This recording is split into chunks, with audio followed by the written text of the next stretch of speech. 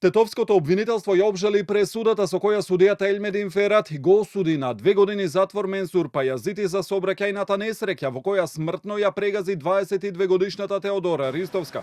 Жалбата доаѓа и покрај тоа што судскиот совет не најде ништо спорно во пресудата и висината на казната и образложи дека судијата Ферати не можел да досуди повисока казна од онаа што ја утврдила апелација во првата постапка, а потоа до врховен жалба поднел само обвинетиот.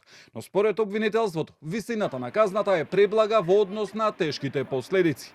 Основното јавно обвинителство Тетово го имаше предвид мислењето на судскиот совет изнесено во однос на овој предмет, пред тој да биде правосилно завршен.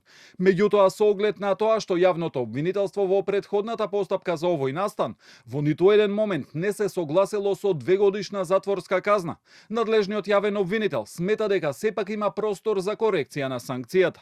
Менсур Пајазити првично беше осуден на 3,5 години затвор, но по негова жалба гостиварска апелација оваа казна ја намали на 2 години затвор. На одлуката му предходила јавна седница на која вишата обвинителка Вјолца Елмази го преиначила предходниот писмен став на обвинителството да се отфрли жалбата и побарала казната да му биде намалена, бидејќи сметала дека не биле земени предвид олеснителните околности. Но и на оваа казна Пајазити се жалел пред врховен кој предметот го вратил на повторно судење, на кое призна вина пошто судијата Ферати му одреди казна од 2 години затвор, идентична со таа на апелација од претходно.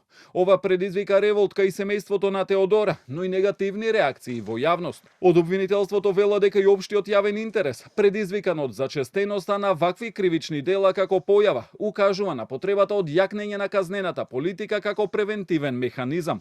Сега повторно конечната одлука е оставена на Гостиварскиот апелационен суд.